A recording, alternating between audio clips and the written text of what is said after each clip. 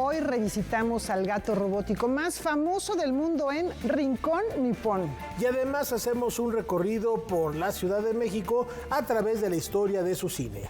Rafael García Villegas, ya empezamos la semana, el mes. Qué gusto estar contigo. Igualmente, mi querida Laura Barrera, amigos del auditorio, bienvenidos a Noticias 22. Hola, Laura Regis, en la traducción de lenguas de seña mexicana. ¿Y con qué arrancamos, Laura? Bueno, les comentamos que se escribe el penúltimo capítulo del festival Tengo un Sueño 2024, Entre Semillas de Colores. Vamos a verlo. Luego de recorrer buena parte del país durante julio y agosto, el festival Tengo un Sueño llegó a la Ciudad de México para mostrar y celebrar el poder transformador de la cultura. Más de 400 niños, niñas y jóvenes de los 21 semilleros creativos que existen actualmente en la capital participaron en la muestra artística celebrada este sábado en el Teatro de las Artes del CENART. Pues la primera vez que se presentan en vivo y estamos felices porque han tenido un desarrollo artístico muy importante, pero sobre todo en las colonias y en los barrios en los que están, que no hay oferta cultural, es la única alternativa que tienen para poder desarrollarse artísticamente. A diferencia del magno evento que se realiza anualmente en el Auditorio Nacional, donde son seleccionados alrededor de 5 niños por semillero, el Festival Tengo un Sueño es la oportunidad de que todas las semillas de una entidad federativa den muestra de su desarrollo artístico y trabajen en equipo para montar un espectáculo multidisciplinario. Es la oportunidad también de que sus familias los vean en el escenario, los reconozcan como artistas y de que la gente del estado, de la localidad, pues vaya viendo el desarrollo artístico que van teniendo las niñas y los niños. El Festival Tengo un Sueño, celebrado en la capital, consistió en una exposición de artes plásticas, gráficas y audiovisuales a cargo de los semilleros especializados en estas disciplinas, como los de Xochimilco, Coyoacán y Chapultepec, así como un espectáculo escénico musical que congregó a más de 200 niños, niñas y jóvenes. La presentación de los semilleros de Circo de Iztapalapa y Miguel Hidalgo, los 4 cuadros escénicos que ofrecieron los chicos de Pía Armónicos, el semillero creativo para personas con neurodivergencias y la interpretación orquestal y coral de los temas Flor de Río y El Poder de la Cultura fueron algunos de los momentos destacados del evento.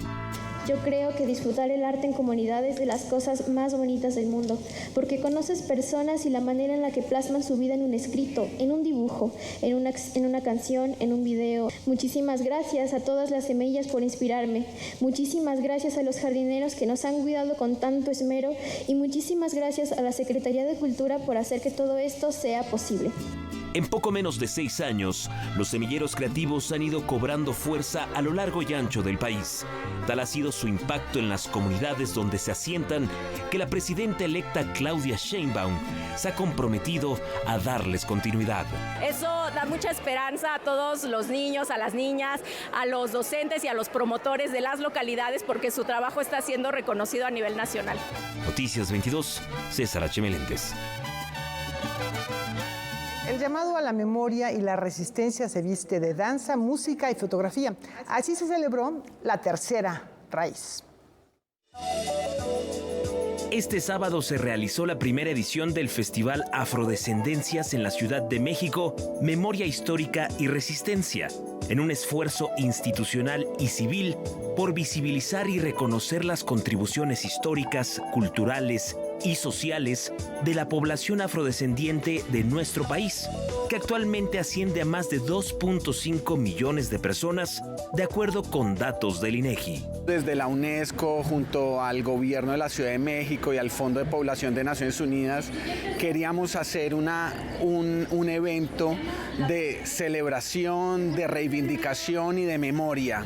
El evento se llevó a cabo en el marco del Día Internacional de las Personas Afrodescendientes, que se conmemora cada 31 de agosto por iniciativa de la Asamblea General de las Naciones Unidas. Desafortunadamente, durante muchos años en México ha estado muy invisibilizada la población afrodescendiente, esa tercera raíz que ha construido a este país y que es parte de la riqueza cultural que tiene México, ¿no? Y eso se ve reflejado en su música, en sus danzas, en en su literatura, y hoy hemos tenido unas expresiones que así lo demuestran. Tenemos fandango, tenemos bailes, vamos a tener actividades para niños, en fin. El lugar elegido para celebrar esta jornada de actividades artísticas y culturales fue la histórica Plaza de Santo Domingo, primer espacio capitalino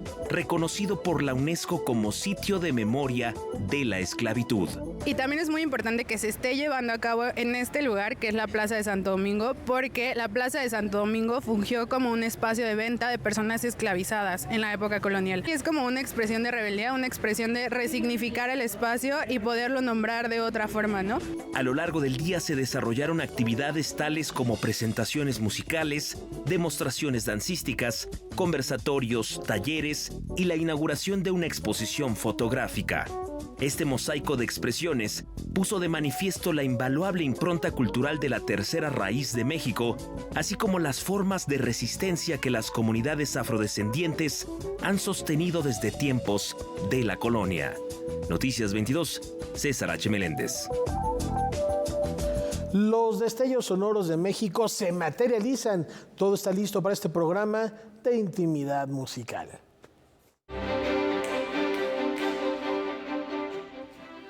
La Orquesta de Cámara de Bellas Artes inicia este mes su segunda temporada 2024, con su programa Destellos de Nuestro México, que finaliza el 15 de diciembre. Los conciertos forman parte del festejo del 90 aniversario del emblemático recinto de la capital mexicana.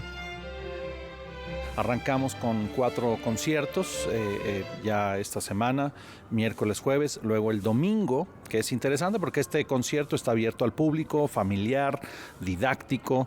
Esto será a las 12 del día en el Jardín Escénico, que es un espacio maravilloso nuevo aquí en el Centro Cultural del Bosque, al lado del Auditorio Nacional, para que lo ubiquen. Y terminaremos el lunes en este mismo espacio a las 10 de la mañana, pero en esta ocasión será dirigido a personas con alguna neurodivergencia. El jueves 19 de septiembre tendrán el concierto inaugural a las 8 de la noche en la sala principal del Palacio de Bellas Artes, con un programa muy mexicano, haciendo un homenaje a su música. Compositores como Gina Enríquez, Macedonio Alcalá, Manuel M. Ponce, Arturo Márquez, Eduardo Angulo, Miguel Bernal Jiménez. Y a partir de ahí, ahora sí, ya todos los jueves y domingos tenemos nuestra temporada regular, jueves a las 8 en la Ponce y domingos a las 12 en el Conservatorio, los domingos a las 12 con entrada gratuita. En esta ocasión, 30 minutos antes de cada concierto, ofrecerán una plática dirigida a las y los asistentes, con el objetivo de que conozcan un poco más acerca del repertorio que la orquesta estará interpretando. Además de eso tenemos directores invitados, otros solistas invitados, te digo una programación muy variada con obras de repertorio, pero también obras de estreno, obras de compositores mexicanos, obras de compositores extranjeros. Entonces tenemos, creo que, una gran variedad para que el público pueda disfrutar cada uno de los conciertos que vamos a presentar. Consulta su página oficial y las redes sociales de la orquesta para conocer más información. Los boletos se encuentran a la venta en las taquillas del Palacio de Bellas Artes. Para Noticias 22, Iván Ramírez. Muchos aseguraban que el surrealismo culminó con la Segunda Guerra Mundial. Bueno, no obstante, hay pruebas que demuestran su vigencia muchos años después. El 15 de octubre de 1924 apareció el Manifiesto Surrealista de André Breton, punto de partida y de fundamentos de uno de los más trascendentales movimientos artísticos del siglo XX, y el cual es objeto de reflexión y análisis en el coloquio 100 años de surrealismo que organiza el Instituto de Investigaciones Estéticas de la UNAM.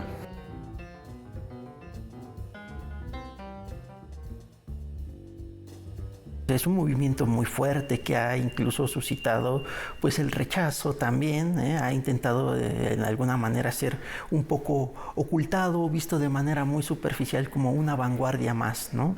Pero digamos nosotros al organizar este coloquio lo que pretendemos es abarcar el amplio espectro del surrealismo, es decir, romper esa superficialidad y ver todas las relaciones posibles que pudo tener el surrealismo, no solo en términos artísticos. Antecedido por el dadaísmo, el surrealismo encontró un caldo de cultivo en su entorno histórico y al amparo de múltiples disciplinas. Sus integrantes se interesaron por la ciencia y sus avances, por la antropología y el mito, por el sueño y el psicoanálisis, por la religión y las culturas ancestrales. Visión de gran calado que Irving Payán destaca como vigente. Una cosa que también queremos remarcar en el coloquio es que el surrealismo no terminó, como se suele decir, con la Segunda Guerra Mundial, ¿no? Sino que el surrealismo continuó muchísimo más adelante, ¿no? Hasta la década de los 60 con actividades muy, muy intensas y bueno, y todavía se siguen explorando sus derivas. Entonces, digamos, todo este periodo que el surrealismo recorre es de vital importancia en cuanto a hechos históricos. Tú mencionabas los hechos científicos. El coloquio 100 años de surrealismo explora en su programa aspectos tan diversos como el surrealismo y el marxismo, su presencia en México y América Latina, sus publicaciones y el cine que se realizó bajo sus preceptos, cual influyó. El coloquio fue inaugurado con el diálogo El primer manifiesto del surrealismo, un diálogo sobre el documento fundacional del movimiento, en el cual participaron Don Hades, Rita Eder y Graciela Esperanza.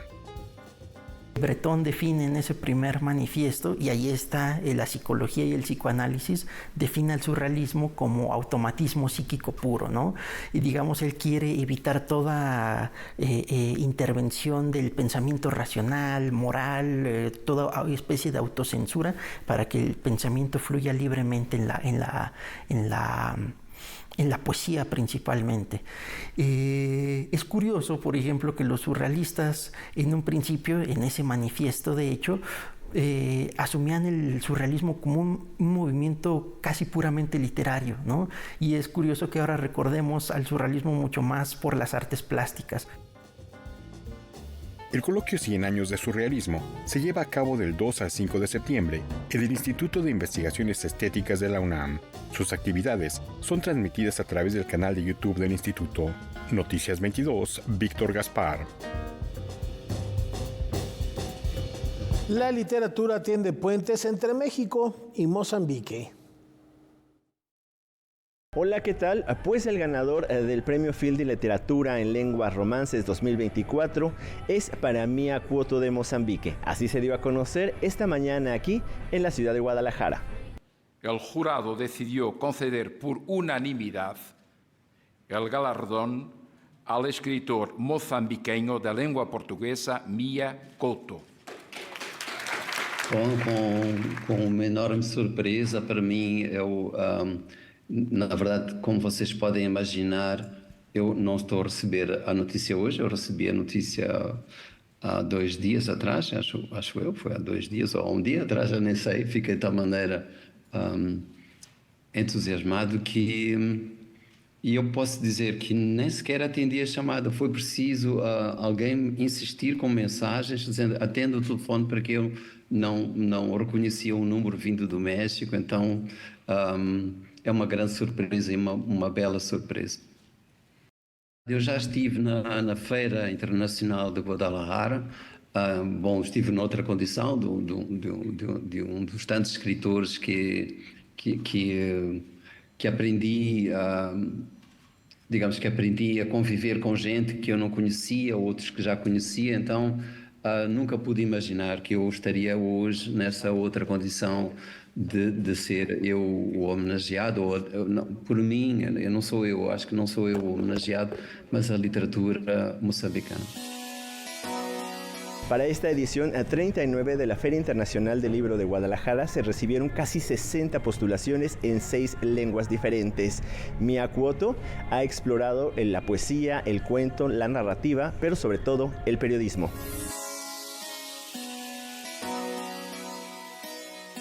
Eso es un aspecto de la obra de Miyakoto que es común a otros muchos escritores, pero en él especialmente porque el periodismo fue y sigue siendo, aunque ya no actúe exactamente como periodista, un dominio de observación de la realidad, de la gente que cuenta historias en la calle y de todo eso. Y dentro, en el contexto del periodismo, un género que él cultiva como maestro, que es la crónica. Miyakoto es sobre todo alguien que cuenta historias y cuenta historias basadas en el contexto de Mozambique, de su historia, de sus guerras, de sus sufrimientos.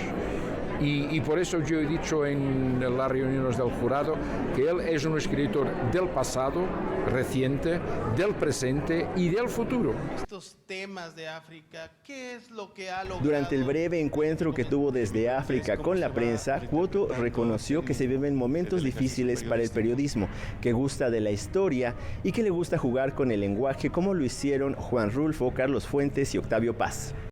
Hoy día son escritores universales, pero no cabe duda de que son escritores que impresionaron mucho a escritores de su generación e incluso anteriores a su generación, que se dieran cuenta que en otros lugares del planeta, no solo en Europa, se escribía una literatura que justamente le daba paso a la imaginación, a la invención de cosas locales, a la invención del lenguaje. Pero esto no quiere decir, y subrayo esto, que sea sencillamente un imitador. Él inventó su propia literatura, teniendo evidentemente como referencia estos nombres y otros. Faltan 89 días para que comience la Feria Internacional del Libro de Guadalajara, la cual se realizará del 30 de noviembre al 8 de diciembre y Canal 22 les tendrá todos los detalles. Informaron para ustedes Francisco Bram y Alberto Aranda, enviados especiales. Gracias, Alberto, Francisco, por esta comunicación, esta información. Seguiremos con más de este evento. Y bueno, más de medio siglo de trayectoria la han puesto en el ojo público, también de las cineastas, de la crítica. Este año una nominación más confirma su talento. Adriana Barraza celebra 52 años de trayectoria artística, más de medio siglo de transitar entre mundos y realidades ajenas a través del cine y la televisión. Hemos visto sus múltiples facetas en, por ejemplo, la distinguida trilogía de Alejandro González Iñárritu y Guillermo Arriaga, en Cake de Daniel Barnes o Rambo, la última misión de Adrian Grunberg. Hoy contiende por el premio a Mejor Actriz en la 66ª entrega del Ariel por su trabajo en la película El último vagón de Ernesto Contreras. Ya eso ya es un súper regalo. Que en tu país te nomine el premio más importante, el premio de la Academia, que es el Ariel, pues para mí es una condecoración. En El último vagón, Ernesto Contreras rinde un homenaje a los grandes maestros de nuestro país. Esos docentes que entregan su vida y dejan una huella indeleble en sus alumnos. Adriana Barraza interpreta a Georgina, una maestra que a bordo de una escuela vagón, sin importar la situación y las adversidades, verá por la enseñanza y el bienestar de sus alumnos. Soy maestra de hace 50 años, 51. Imagínate tú, ¿qué fue para mí interpretar una maestra? Esa maestra. Las películas de Ernesto Contreras siempre hablan del ser humano de una manera sumamente delicada, tratando de encontrar una profundidad muy humana. Lo saca de los clichés y siempre busca ese momento en que el ser humano está frágil y lo cuenta de una manera como director muy suave, muy amable, sin dejar de ser profundo. Adriana Barraza recientemente interpretó a Nana Reyes en Blue Beetle del universo cinematográfico de DC Comics. Es una actriz que no tiene miedo de experimentar con géneros y formatos distintos. A 52 años del inicio de su carrera, ¿cuáles son las inquietudes artísticas de la primera actriz? Yo estoy muy feliz con lo que venga. Siempre quiero que lo que venga me maraville. No quiero perder la posibilidad de personal de que al leer un guión uno va leyendo y dice, pero esta parte es preciosa. La 66ª entrega del Premio Ariel tendrá lugar el próximo sábado 7 de septiembre en el Teatro Degollado de Guadalajara, Jalisco. Para Noticias 22, Rodrigo Peredo. Concentrado, le dije. Agradecemos a la maestra Adriana Barraza, que está un tiempo muy breve aquí en México porque tiene muchos proyectos, está trabajando en una serie para una plataforma y aprovechó para hablarnos de esta nominación y otras sorpresas que les tendremos más adelante aquí, por supuesto, en la pantalla de Noticias 22. Y ahora vamos a hablar de un personaje cuyo arte fue considerado naif y sus perspectivas y la intensidad de sus colores se volvieron referencias.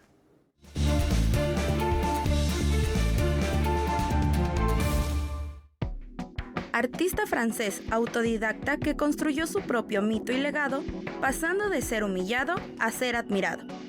Henri Rousseau, también conocido como el aduanero, fue un artista que gozaba de una gran frescura en la pintura moderna de finales del siglo XIX. Proveniente de una familia humilde, siendo hijo de un ojalatero, encontró un gusto por la música, lo que hizo que en su infancia fuera acreedor a varias medallas. Al cumplir 19 años, se enlistó en la infantería, cuando Francia fue a la guerra contra México en el año 1867. Rousseau, al escuchar los relatos de los soldados derrotados, se inspiró para sus pinturas más famosas y que lo volvieron inmortal, las pinturas de la jungla. Pero fue hasta el año 1893, cuando tenía 49 años, que decidió dejar su trabajo en las oficinas municipales de París para dedicarse a la pintura, donde pudo dar a conocer más de sus obras y fue alabado por colegas, pero destruido y humillado por la crítica. En 1903, Picasso celebró una velada en su honor con una mezcla de burla, donde después de varias copas, Rousseau dijo a Picasso que ellos eran los dos pintores más importantes de la época. Entre marzo y mayo de 1910, se expone El Sueño, la más grande de todas sus piezas de la jungla, en el Salón de los Independientes. El 2 de septiembre, que murió a causa de una gangrena, a pesar de terminar siendo aclamado por la crítica y muchos colegas, solo asistieron 7 personas a su funeral. Un año después, fue sepultado en un cementerio privado donde Apollinaire escribió en la lápida lo siguiente: «Gentil Rousseau, deja pasar libremente nuestros equipajes por la aduana del cielo. Te llevaremos pinceles, colores y telas a fin de que tu ocio sagrado, allí en la luz real, lo consagres a pintar, como hiciste mi retrato, la faz de las estrellas». Su pasión en la pintura destaca por el enorme detallismo y el uso de colores intensos y una técnica exótica. Esto sin haber dedicado una vida de práctica y estudio profesional frente a un lienzo en blanco, que fue lo que le dio ese sello tan característico e hizo que le valiera la inmortalidad. Para Noticias 22, Carolina Martínez. La creación contemporánea vuelve a marcar tendencia. Vamos a conocer un poco más de la música de esta nueva era. Con 2 estrenos mundiales y 2 nacionales, este fin de semana, el ensamble Cepro Music inició su segunda temporada del año. Bajo la dirección artística de José Luis Castillo, la reconocida agrupación refrenda su vocación como impulsora de la creación y difusión de la música contemporánea. En esta segunda temporada vamos a tratar, como siempre, ¿no?, de recoger alguna de las grandes líneas, de las grandes vertientes en las que los creadores de una manera u otra gustan expresarse. Habrá desde música electrónica, habrá, por supuesto, desde música concertante, tendremos jóvenes compositores. El concierto inaugural de esta temporada se llevó a cabo en el Auditorio Blas Galindo del Centro Nacional de las Artes. El programa fue concebido como una celebración de los puentes culturales entre naciones y generaciones, pues incluyó obras de los renombrados compositores españoles José Manuel López López y Ramón Lazcano, y de 2 jóvenes mexicanos que han sido sus discípulos, Pedro Castillo Lara y Eric Garcés. 2 continentes, 2 generaciones, ¿no?, unidas por la transmisión de las ideas. El concierto inició con el estreno mundial de la obra Hotel de Insectos de Pedro Castillo Lara, quien se ha especializado en música electroacústica y arte sonoro experimental. Posteriormente, vino la presentación en México de la pieza Erlans de Ramón Lazcano, que resulta llamativa por su dotación instrumental y lo restringido de su registro. Ramón trata de convocar en esta pieza a los instrumentos más graves, ¿no? que tenemos en el ensamble. Nunca, en ningún momento sale de esas frecuencias graves. Otra obra que el público tuvo la fortuna de escuchar por primera vez fue Objeto de Precisión 2, una composición de Éric Garcés que transforma al ensamble en una especie de reloj atómico capaz de medir, moldear y esculpir el tiempo. Es una pieza realmente mucho más destilada que los últimos trabajos que hemos conocido de Éric, una pieza anclada en lo rítmico, pero mucho más fluida, mucho más sutil. La agenda del ensamble Sepromusic para lo que resta del año contempla su regreso al Festival Internacional Cervantino.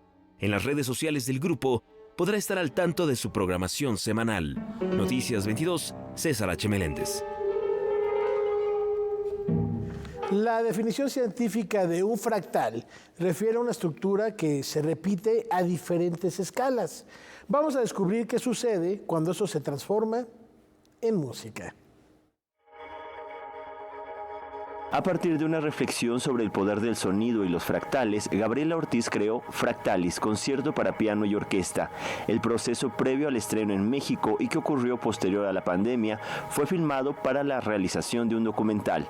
Empecé a especular, por supuesto que hay muchos compositores que han trabajado con los fractales y seguramente lo han hecho de una forma matemática y de una forma racional, mucho más profunda o mucho más orientada hacia ese sentido. Mi acercamiento hacia esta idea del fractal es mucho más poético y mucho más musical, no es tan racional, es mucho más visceral, pero se me ocurrió y entonces empecé como a vislumbrar este tipo de ideas musicales que tenían que ver con esta autorrepetición y que de alguna manera pues, son estos fractales que están en la naturaleza. Con una narrativa cinematográfica acompaño a la música de Gabriela Ortiz, que de por sí ya es muy cinematográfica, y exploramos todos estos temas que tienen que ver con tener un momento de silencio y decir, pausemos todas las actividades porque fue lo que ocurrió. El documental fue proyectado en el Colegio Nacional. Posteriormente, los involucrados en el proyecto compartieron cómo fue el proceso de creación de la pieza musical y el material audiovisual. La película todo el tiempo busca mostrar el fractal a través de la arquitectura, de la misma sala Nezahualcóyotl, a través de la naturaleza, las plantas. Nosotros hicimos una selección muy específica de suculentas que tienen este diseño fractal en la naturaleza. Y que bueno, el fractal realmente la gran premisa de la cual creo que estamos hablando en esta hora, tanto la parte musical como la parte visual, cinematográfica, es que el fractal está en todos lados. Los testimonios de Gabriela Ortiz, la pianista Ana Gabriela Fernández y del director Ronald Sulman permiten al espectador conocer el esfuerzo que implica estrenar una pieza contemporánea. Obviamente a la hora de que estás componiendo trabajas y juegas con estos dos procesos y haces cosas que tienen que ver con cuestiones racionales. Evidentemente yo aquí tuve que pensar y reflexionar mucho, pero también está la emoción y la intuición, que para mí eso es lo que es un mágico del arte, y que por eso no estamos haciendo ciencia exacta, sino estamos haciendo música, y esa magia, eso que de repente no se puede explicar en términos racionales, es lo que para mí vale muchísimo, ¿no? Que tiene que ver con la emoción y que tiene que ver con algo quizá más espiritual o más fuerte que difícilmente lo podría yo decir con palabras.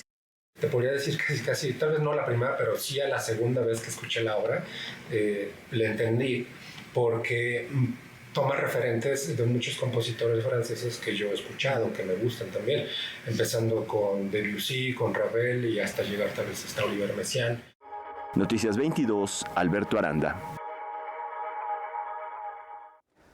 Antes de la pausa queremos enviar un abrazo fraterno muy cariñoso a familiares, amigos del ingeniero José Luis Falcón Zavala, quien por más de 2 décadas se encargó con dedicación, con amor, al mantenimiento del órgano monumental del Auditorio Nacional, el fundador de Realejo Organeros Asociados participaba este sábado pasado, en el homenaje al maestro Víctor Urbán, que hemos comentado aquí en diversas ocasiones, que tuvo lugar en el Coloso de Reforma y bueno, pues una circunstancia totalmente inesperada y trágica, muy, muy triste. Muy lamentable.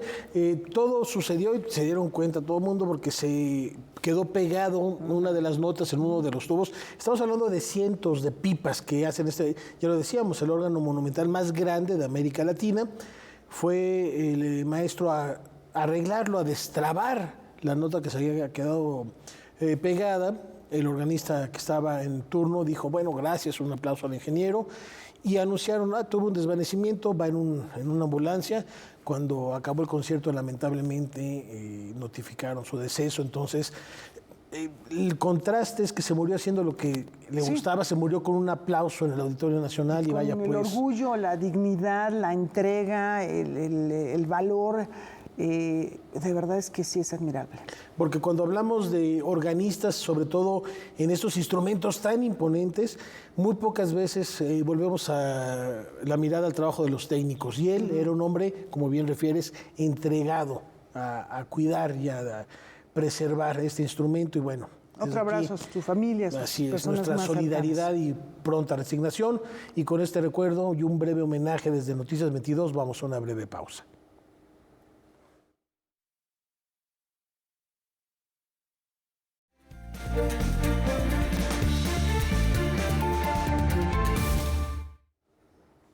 Un muy familiar gato robótico merodea esta noche el rincón nipón. Adelante, Miri.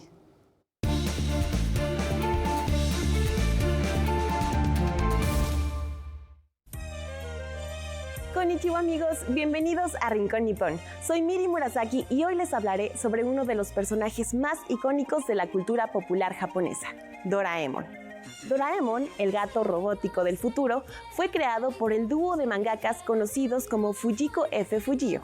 El primer capítulo del manga fue publicado el 1 de diciembre de 1969 y desde entonces Doraemon ha conquistado los corazones de millones de personas alrededor del mundo.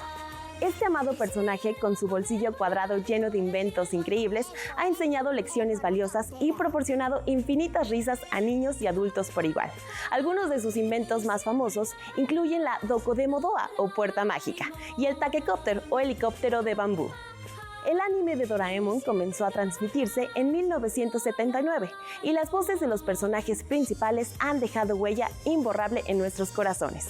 Noriko Hara, por ejemplo, fue la voz original de Nobita Nobi, que nos dejó este año el 12 de julio. Doraemon fue interpretado por la legendaria actriz de voz Masako Nozawa al principio y luego por Nobuyo Oyama, cuya interpretación se convirtió en la más icónica. Curiosamente, Doraemon es tan popular que incluso tiene su propio día. El 3 de septiembre se celebra el Día de Doraemon, una fecha dedicada a honrar a este maravilloso personaje que ha dejado una huella importante en la cultura japonesa y de todo el mundo. Este día especial fue elegido porque en la historia Doraemon nació el 3 de septiembre del año 2112. La creación de Doraemon no fue solo un trabajo de escritorio. Los fundadores se inspiraron en su propia infancia y en los avances tecnológicos de su época, creando con Doraemon una fuente de esperanza y soluciones creativas para los problemas cotidianos. En este día especial recordamos no solo a Doraemon, sino también a todos los que han contribuido a su creación y éxito continuo. Yo soy Miri Murasaki y nos vemos a la próxima por Rincón Nippon. ¡Sayonara! Arigato, Miri. Y aquí un testigo del breaking en México que documenta el legado de la generación hip hop. El Centro Nacional de Investigación, Documentación e Información de la Danza José Limón presentó la memoria documental de danza urbana Generación Hip Hop, que reúne una gran cantidad de material de difusión sobre el breaking en México. Fue un evento realmente internacional que hubieron actividades de diferente tipo, académicas, escénicas, de difusión y educativas. Esto fue en 2015 y 2016.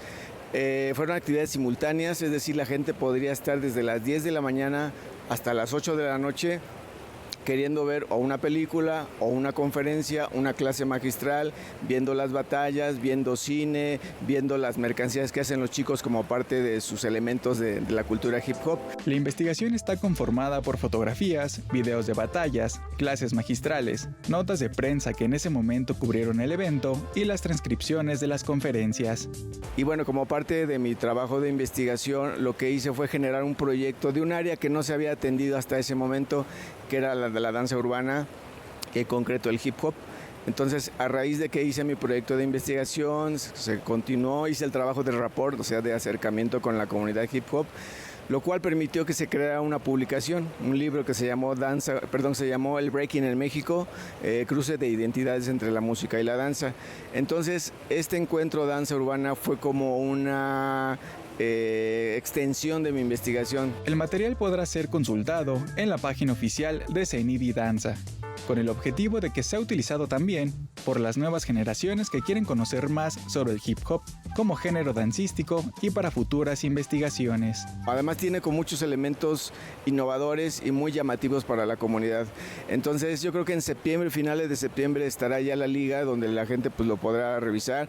Van a poder bajar fotografías, videos, incluso el libro que escribí está ya ahí digitalmente para quien tenga la posibilidad y el interés de leerlo, lo pueda consultar. Para Noticias 22, Iván Ramírez. Vayamos tras bambalinas y esta noche pongámonos en la piel de Luis Rábago. Desde el 2008, el maestro Luis Rábago es integrante del elenco estable de la Compañía Nacional de Teatro y a partir del 2014 es actor de número de la misma compañía. Veamos lo que es vivir en la piel de Luis Rábago. Hablar de mí a través de un personaje. No importa el personaje tendrá una situación distinta, vivirá en Londres en el siglo XIX o vivirá en Peralvillo en los años 30, no importa, pero ese personaje tiene una situación, una circunstancia muy específica. Yo lo que quiero y lo que me interesa al acercarme a ese personaje, que sería la mitad del que yo hago en teatro, es encontrar qué situación tiene. ¿Qué situación vive? Y sobre de eso elaborar mi propio discurso. Estudió las carreras de Periodismo y Letras Españolas en la UNAM, así como actuación en la Escuela Nacional de Arte Teatral y el posgrado de actuación en el Centro Universitario de Teatro. Yo siento que el actor necesariamente tiene que hacer una dramaturgia interior para poder realmente ser creador, ¿me entiendes? Un actor que repite líneas, pues realmente no hace mucho, es repetidor de líneas. Y eso es un problema que yo siento que se va descubriendo con el tiempo. No importa decir la línea tal o cual, si no dices a través de esa línea algo muy tuyo. Entonces, ¿quién eres? Spider. Actualmente, el maestro Rábago trabaja en la puesta en escena y Fuimos Héroes. Oye, el personaje que estoy haciendo yo a mis 73 años es un niño de 10 años. ¿Eres el niño puños de acero? De 10 años. Y el otro actor con el que estoy, Oscar Narváez, que tiene más o menos mi edad, también es un niño de 10 años. Entonces dialogamos como ancianos de nuestra infancia. Eso me gustó mucho. El profesor Hueso diga que eres un vago sin porvenir porque eso pone descolorido el corazón de un niño. Se presentarán con Y Fuimos Héroes en Campeche, Córdoba, Mazatlán, Guanajuato y Monterrey, para posteriormente regresar a la Ciudad de México a presentarse en la Compañía Nacional de Teatro. Despertarlos para que Noticias 22, José Antonio Hernández. Ahora hagamos un recorrido por el corazón de la Ciudad de México tomando como guía y referente la historia de nuestro cine. El pasado fin de semana se llevó a cabo la 6ª Feria de los Barrios del Centro Histórico, donde se presentó el libro Cine en el Centro, mapeo cinematográfico del Centro Histórico de la Ciudad de México, de Ulises Paniagua. Es un libro de crónica sobre cine en su relación con la Ciudad de México. Tiene que ver con las películas, con los escenarios de las películas mexicanas de la época del cine de oro. El autor nos guía hacia lugares representativos del cine mexicano, en esta zona de la capital. Su narrativa nos conecta con las historias de los barrios más antiguos, como La Lagunilla, La Merced, Tepito, El Zócalo, entre otros. ¿Qué tanto es el cine una recopilación mnemotécnica, es decir, de la memoria, de nuestra propia identidad como habitantes de la urbe? ¿Qué tanto esta ciudad a través del cine nos construye y nos deconstruye también? El cine mexicano ha contribuido a la consolidación de la identidad nacional a través de historias que reflejan la realidad social, política y económica de nuestro país, con las cuales nos sentimos identificados. A través de ver otras ciudades sí te puedes dar cuenta de que hay una identidad muy profunda, que es diferente en nuestra morfología de la ciudad y nuestra morfología como personas con respecto a otras ciudades. Y hay películas que lo retratan. Nuestra filmografía reciente no es la misma a la de hace algunos años, pero no pierde la esencia de seguir mostrando nuestra cultura y costumbres. Lo que sí es cierto es que estas películas, por ejemplo, de los años 80, pues se volvieron ya un escenario.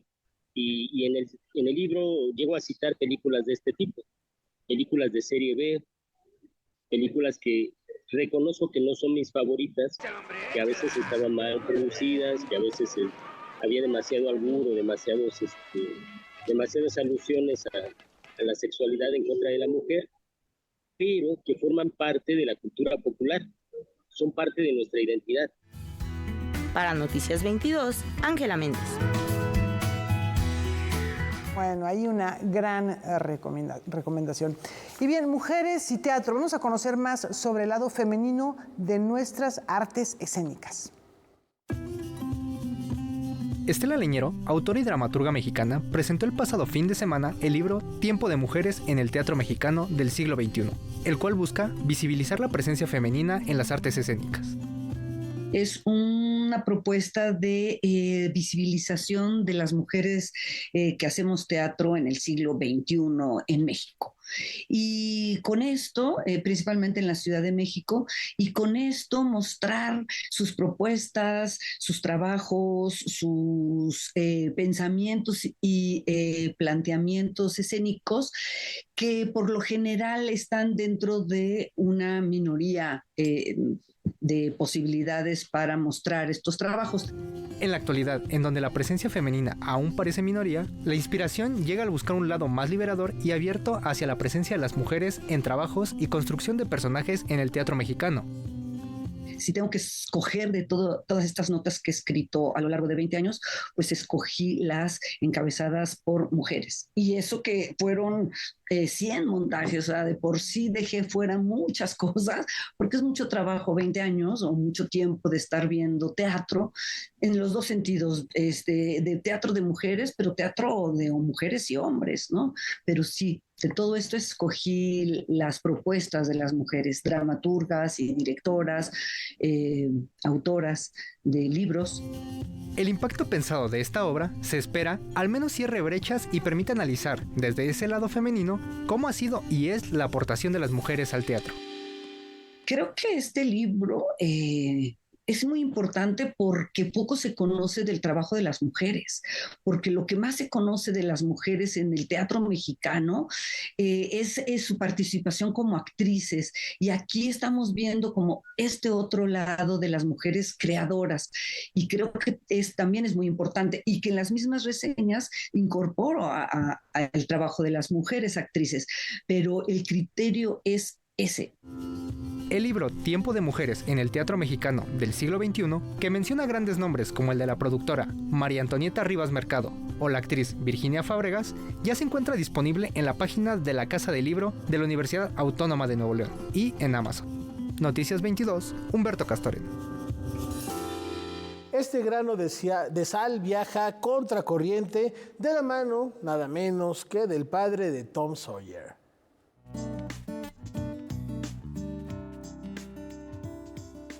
La publicación parte o tiene como punto de partida una serie de conferencias o charlas que pude ofrecer en la Casa Estudio 100 Años de Soledad.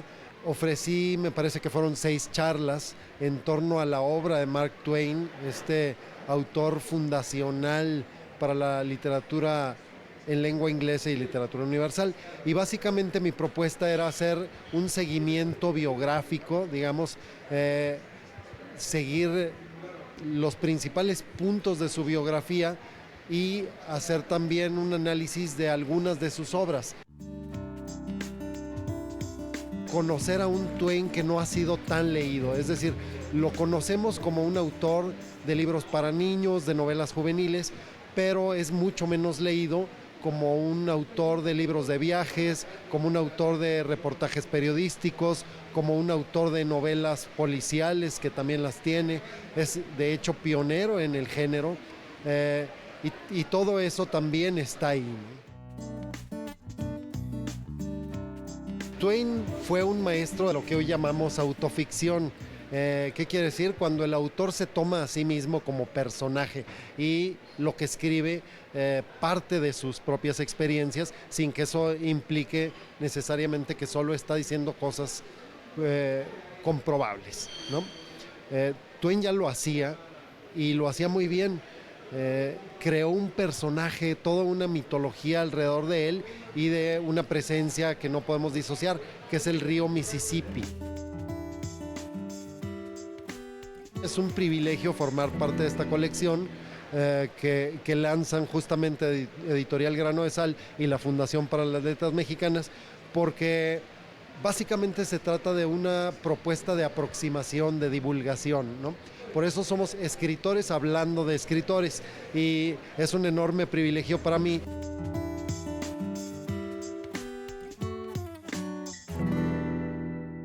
Entre hallazgos y su inevitable deterioro, este famoso naufragio sigue dando de qué hablar.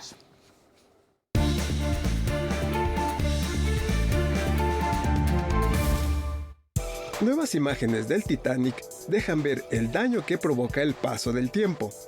La más relevante es la caída de una parte de la baranda en la proa, famosa gracias a la película dirigida por James Cameron. La embarcación se hundió en abril de 1912 y costó la vida de 1.500 personas. El desplome de esta sección se cree que pudo haber ocurrido en los últimos 2 años. La estructura metálica del barco es devorada por microbios, los cuales crean estalactitas de óxido. Exploraciones de 2019 mostraron que los camarotes de lujo, así como las habitaciones de los oficiales, se estaban desmoronando. Entre julio y agosto, 2 vehículos remotamente operados tomaron 24 horas de video de alta resolución, así como más de 2 millones de fotografías. Una de las piezas más relevantes encontradas en esta ocasión es la estatuilla de bronce Diana de Versalles, que en el último viaje del transatlántico estaba en exhibición para los pasajeros de primera clase. Sin embargo, al partirse en 2 el navío, se pensaba que la figura estaba perdida. De acuerdo con la BBC, la RMS Titanic Incorporated tiene los derechos de salvamento de la embarcación y es la única compañía que puede retirar objetos del naufragio. Así que seguramente esta figura de 60 centímetros será digna de traer a la superficie. Las piezas que recupera la empresa suelen exhibirse en distintas partes del mundo. Noticias 22. Entre lagartos divinos se difumina la frontera entre fantasía y realidad. El poeta español Enrique Juncosa presentó Los lagartos divinos, su segundo libro de cuentos en el que narra historias sobre personajes reales del mundo de la cultura desarrolladas en un contexto de ficción con sitios y épocas distintos. Desde la Alemania del siglo XIX hasta Guinea Ecuatorial de los años 60, pasando por Malasia en los años 90, se congregan en esta propuesta editorial. Son historias bastante fuertes. A mí me gusta que los personajes viajen, porque me parece que en el viaje uno es más vulnerable a que pasen cosas que no pasan en tu casa, ¿no? Y son muchas veces historias de amor y de personajes que tienen inseguridades también, que son volubles, que se enfrentan a cosas que no se esperan. Personajes que logran salir de sus problemas a partir del arte, la pintura, la escritura y la música. Protagonizan estos cuentos que describen con humor encuentros inesperados entre la historia, la filosofía y la creatividad. Hay un cuento que llama mucho la atención, que es el primero y el que da título al libro, que es sobre Friedrich Nietzsche, el filósofo alemán. Entonces pasa que leí un libro de un profesor alemán que publicó en la Universidad de Yale, que explicaba que Nietzsche era homosexual, que en aquella época lo sabía todo el mundo, pero porque él era muy visiblemente homosexual, y toda su correspondencia la quemó la hermana. Entonces la historia es la hermana y la madre quemando todo lo que puede haber referencia a eso, y luego me he inventado como una especie de diario de él yendo a ligar a una playa gay en Génova.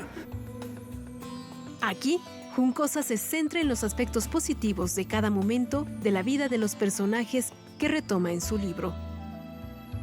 Yo estoy contando un momento muy concreto de la historia de un personaje y me parece que basta un cuento para contar eso, ¿no?